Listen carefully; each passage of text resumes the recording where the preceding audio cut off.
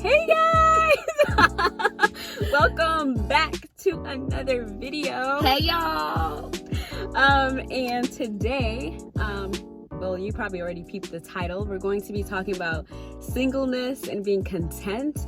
I feel like it's been something that I've just seen a lot of people talk about, whether it's loneliness, whether it's I want to find a man, or whether it's like you name it, or maybe it's just because it's cuffing season is coming around. It is. Yeah, maybe that's why I hear a lot of talk about that. And so we just thought that we should dive into it. And even when I was thinking, like, man, like who should have this discussion, because I didn't just want it to be me. I think there's wisdom in getting other people to speak on this just topic as a whole. And I thought of none other but Jamela, because if you know her, you know she lives for authenticity, vulnerability. She's a woman of God. And if you are one of her close friends, she asks deep questions. She doesn't stay at the surface. So I'm excited for this video. I'm excited for the transparency, for the vulnerability. Yeah, why don't you just introduce yourself? What are you studying?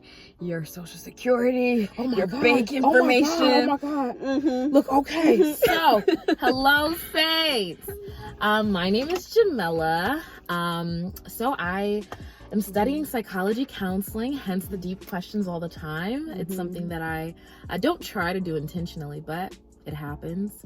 And yes, ask for my social and my bank information. Slide in my DMs. Maybe I'm kidding. Do not do that.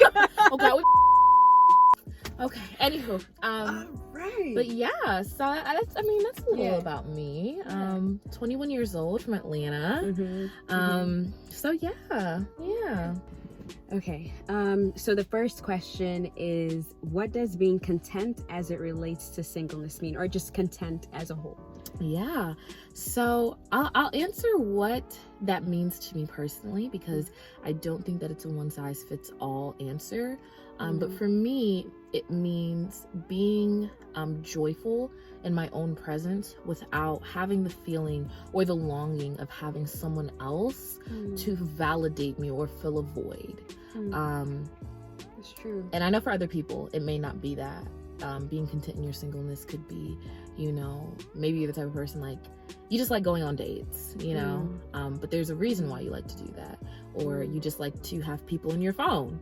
Kind of like purposeless interactions and conversations. Like you don't want to get in a relationship with these people, but you do want them to be there to, fill a void or make you feel good about yourself, or whatever the case is. Yeah. And I'll say, even following up, like I just looked up the word, like what does content mean? Just that word, and it said in a state of peaceful happiness, and then / satisfied.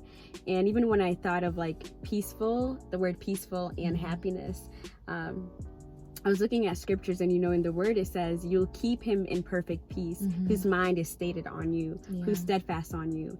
And there's also another scripture that says, in your presence there's fullness of joy. And so the fact that that word content, which means in a state of peaceful happiness, it's like, the Lord also provides that for you. Like you don't have to be going on these dates and like, if anything, you should be intentional about that.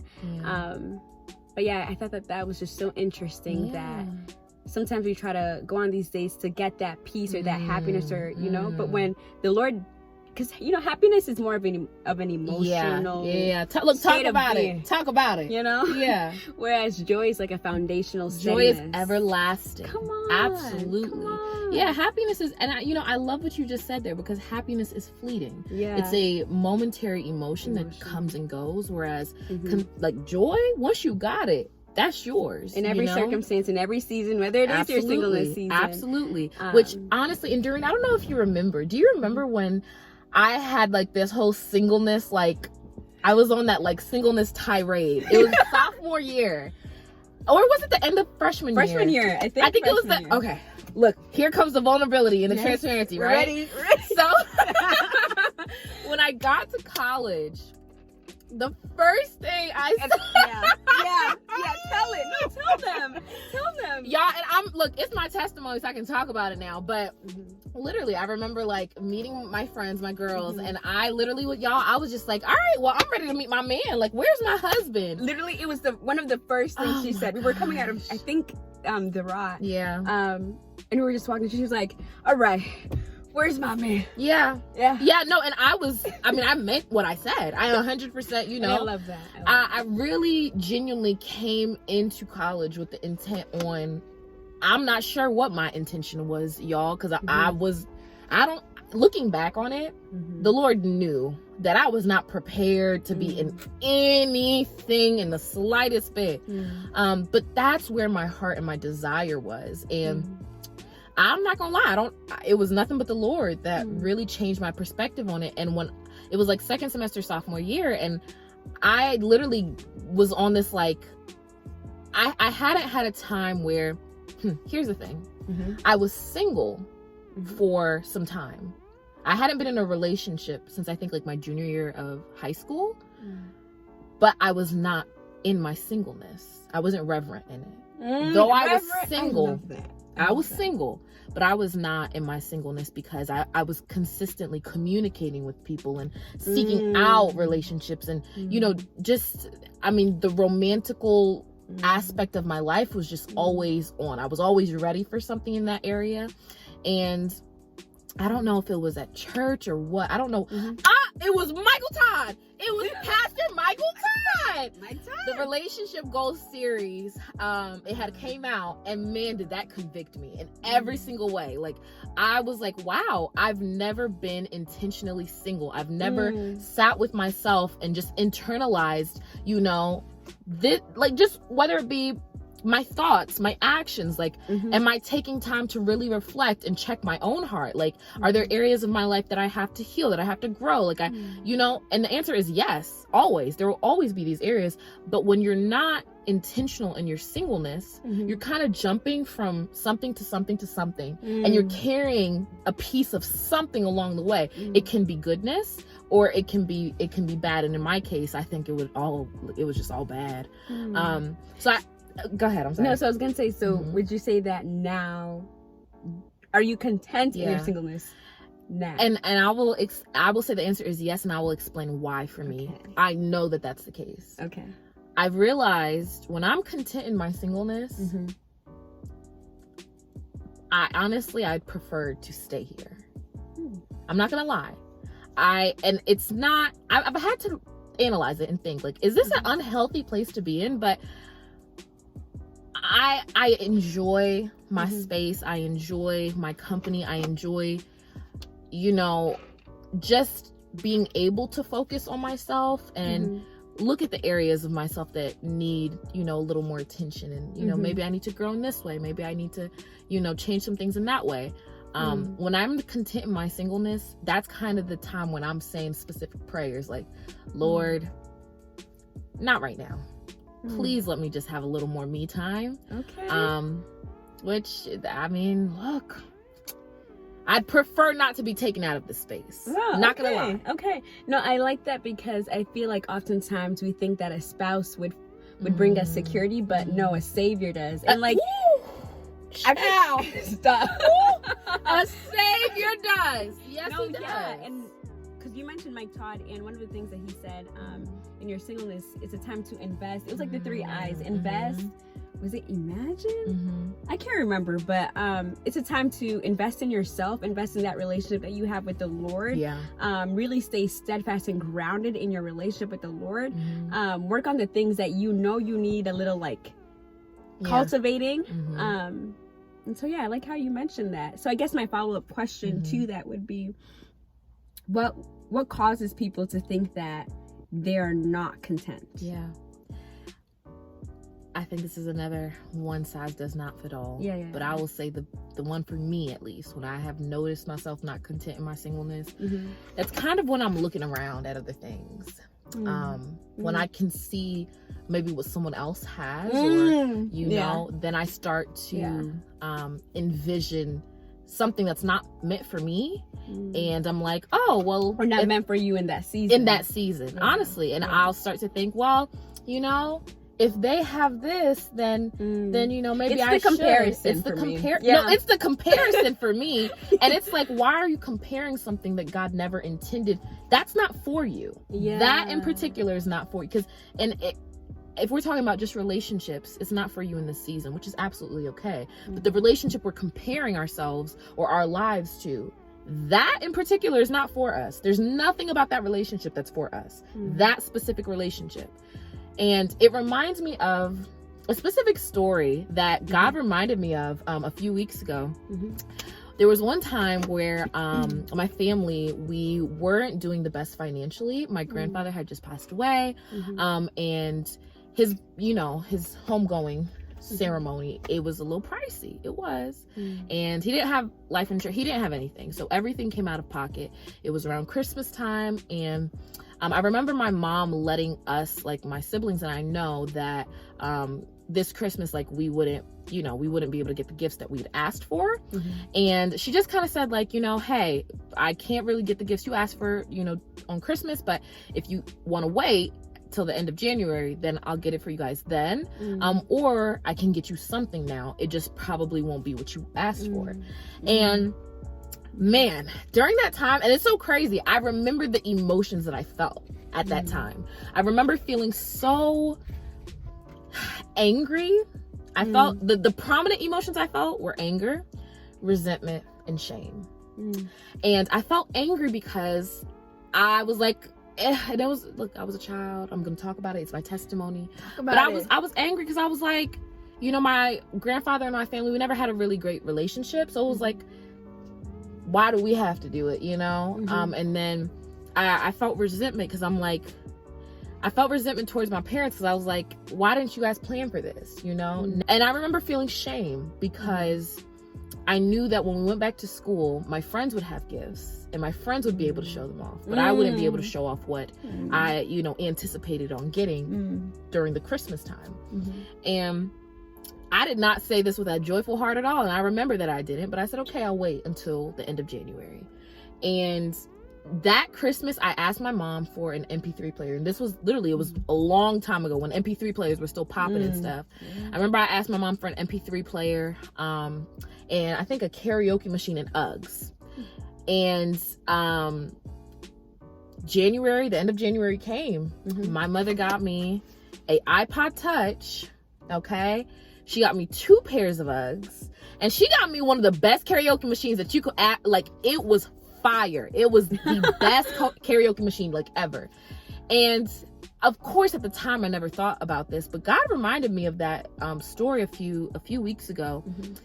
I think it's so crazy how I asked for something in particular that I thought that I wanted, you know, at that time, which was simply the MP3 player, a pair of Uggs, and a karaoke machine. My mom upgraded me. Come on. She upgraded me and got me an iPod Touch. And if y'all know, y'all know. When the iPod Touches came out, popping, okay? 2 pairs of Uggs and a karaoke machine that was like, honestly, in itself, she went above and beyond. She went above and beyond. And I remember when she gave us the gift, she was like, you know, I really love to see you guys happy. I hope that, you know, you guys asked me for specific things. I really went out, you know? And that reminds me of God, like how we will ask for things that we want. It may not be right now that he gives us what we want, but he'll always give us what we need in his timing. And I think that, that's so good. Listen, that's so I good. think that is, I feel like it directly correlates with our singleness. Sometimes we can look at, you know, whether your situation is that you're feeling shame because maybe you had a relationship that didn't work out when you thought that it would, you know, and people saw the demise of that relationship, whether it is, you know, you haven't been in a relationship and everyone around you is. You might be in a relationship and it's been a while and everyone around you is getting married and you're not. Maybe you're feeling shame, you're feeling anger, resentment, whatever the case is. I feel like at that point, that's kind of where we can see that the contentment is coming from comparison. And that is definitely of the enemy. That's not something God has for you, and you know that. And you know what I will say about the comparison? I was doing a devotional on like just comparison and like what's the root of comparison. And at the root of comparison is when you think that you are lacking something. So like I like what you said about wanting an MP3 player, or like you had shame because you would go back to school and all these people, all these friends would have gifts and things like that, and it's like, man, like they have that and I don't. You're thinking that you lack something, but no, like when it comes to your singleness season, like you will find fruit or joy in it. That even in your singleness season, like you're not lacking anything. Like maybe your friend has a relationship, but you're not lacking anything. Absolutely not. Yeah. Not a single thing. That was good. Look, praise God. Let's see, what's the next question? My next question is, what would you say to the person that says, isn't your single season a time to like test the waters and like go on different dates and like do this and do, dibble dabble kind of? Yeah. What would you say to that? Maybe it's the psychology in me. I keep saying it's not a one size fits all answer. Yeah. Again, I don't think it's a one size fits all answer. I will say, if you are the type of person that you've never really been in your singleness, I 100% believe having that time of singleness, it's vital for all your future relationships. And I'm not just talking about romantic.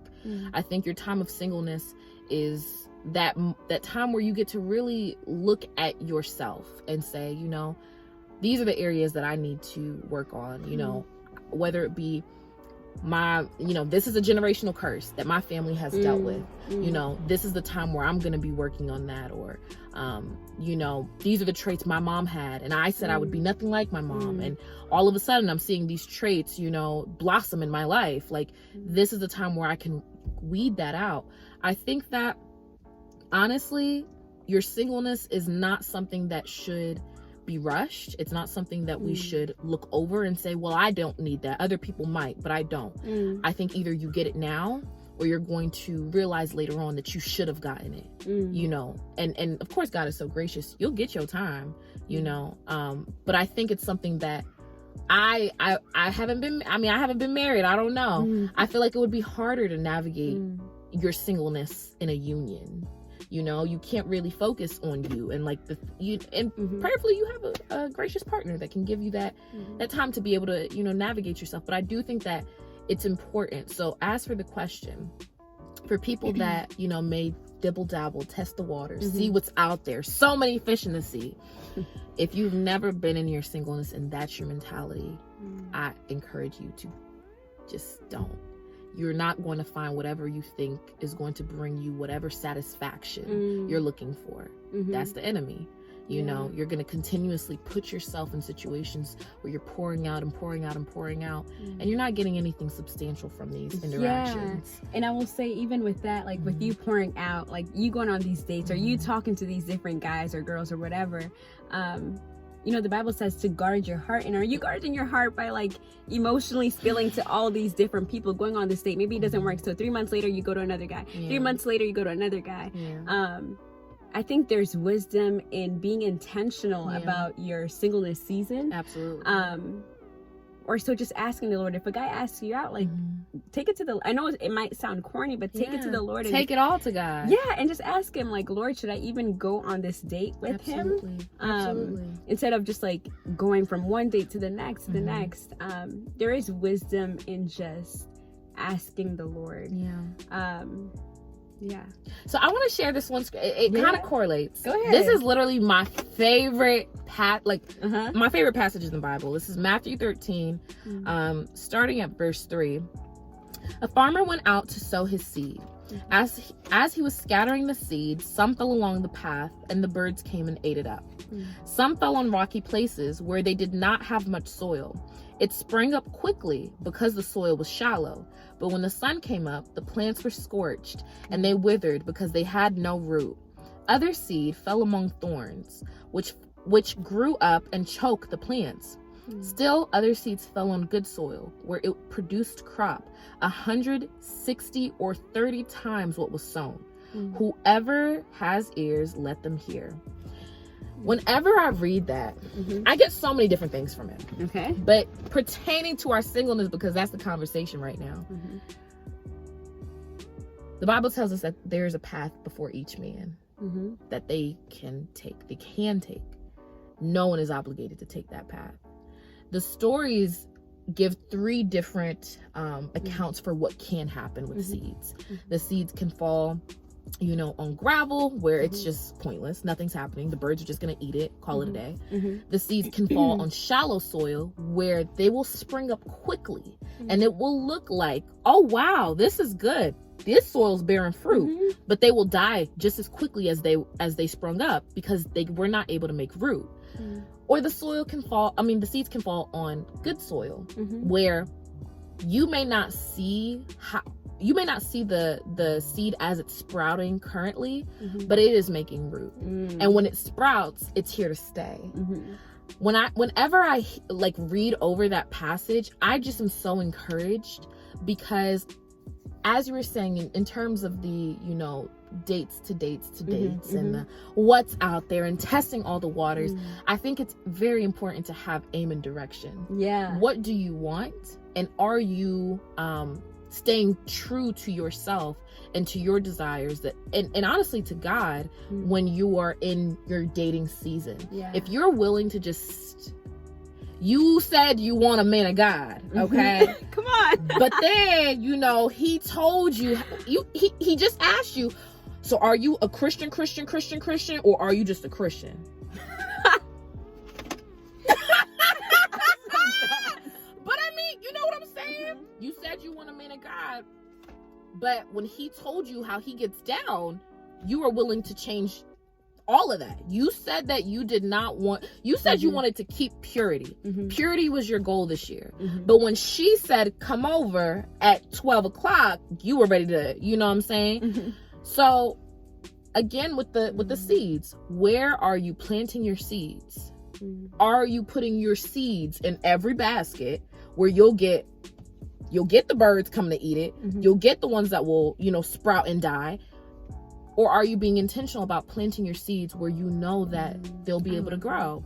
So I personally, again, not a one size fits all. I don't think you should, you know, I don't think that you should limit yourself to the dating experience. You know, if someone wants to take you out, of course, take it out, you know, take it up to the Lord. If you want to take, you know, someone out, of course, pray about it prior to. And of course, like, God gives you the green light, enjoy it. You never know what can come from that. Everything doesn't have to turn into a dating relationship. It could be that you just, you know, we went on a date. In that way, it wasn't what it was supposed to be, but you're a great person. Like, we have a friendship. That's beautiful. That's incredible. And it doesn't have to be as, you know, serious, but if you're getting from this date to date, something like you're trying to seek out satisfaction, you know, you're trying to fill a void. Don't even do it, because you're going to set yourself back. Yes. Yeah. You said it best. Come on. Don't do that. Don't do me, sis. Wow, that was so good. So good.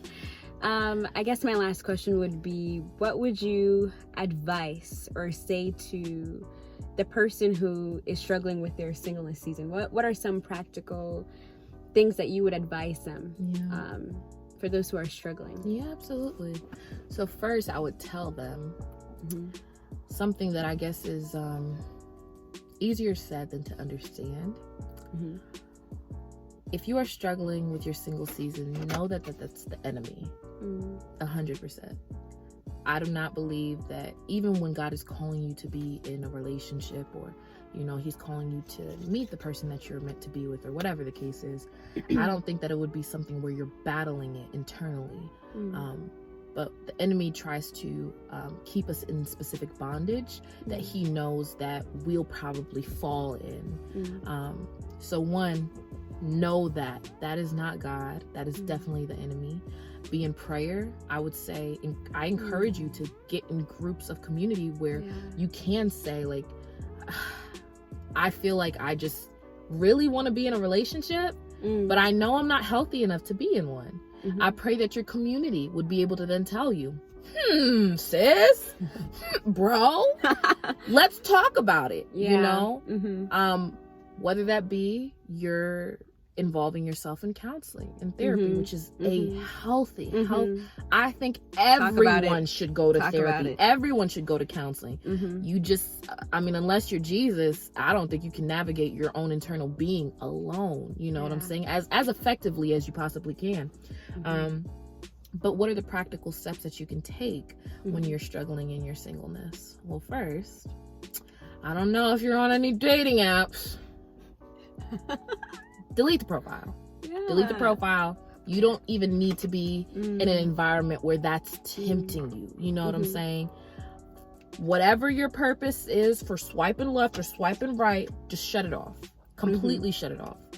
2, I don't know what that looks like for you when you see your peers in relationships, but if that draws up any negative emotion, address it. Pastor Michael Todd has a book, Relationship Goals, where he kind of talks about certain things specifically, and he says things that aren't good for you, that aren't bearing fruit, call it out, cast it out, and cancel it. Love that. Quickly, and do it quickly. He's like, do it quickly, please. Do it quick. Do it quickly. You know what I'm saying? If you see relationships and you're, you know, whether it be you're like, that draws negative emotions for you. You're like, oh, now I'm comparing myself. I'm not this, I'm not that. You see relationships and now you're like tempted. Let me get on real quick because I can go on a date too. You know what I'm saying? You just have to address those things and really just take them to the curb because they aren't serving you. And 3, you have to, well, actually, there's going to be 4. This is 3. Acknowledge the areas in your life where you would love to see yourself better in. Okay? Love that. Because that is what you can use your time of singleness to work towards. This is the time where you can be that person that you've always wanted to be. Whether it be, I'm being more disciplined in this season.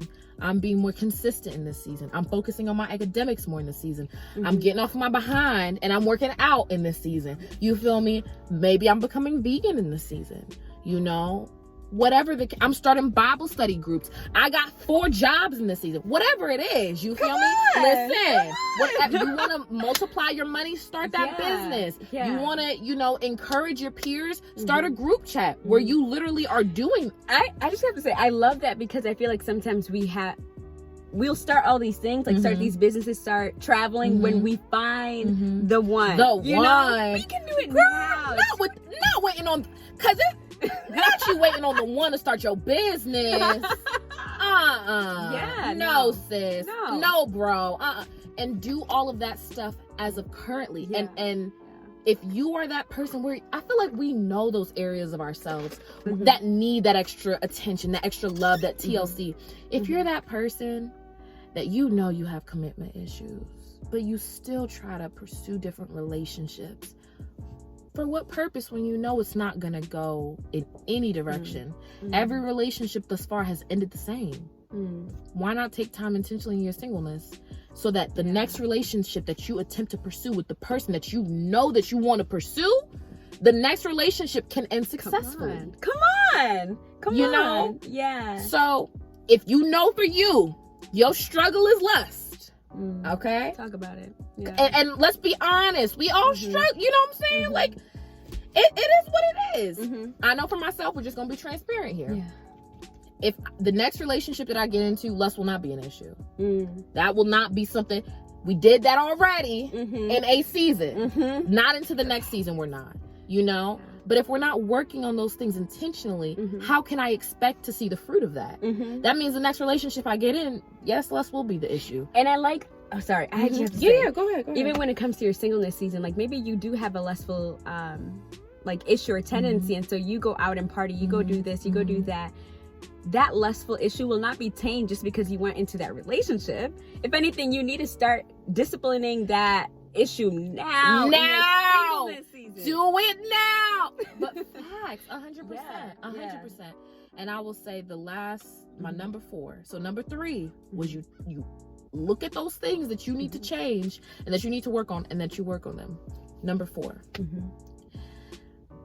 Genuinely find the time, find the way, find the means to be happy with your own presence. Yeah. Michael Todd said something one time, and he said, you know, if you aren't happy with your own presence, what makes you think somebody else wants to be in your presence? Come on. And do that with you. In fact, if there are things about yourself where you're like, you know, I always have to be in the mix in some way, you know, and you're never able to just genuinely sit there with yourself and say, I'm chilling, I'm cool, like I'm actually good.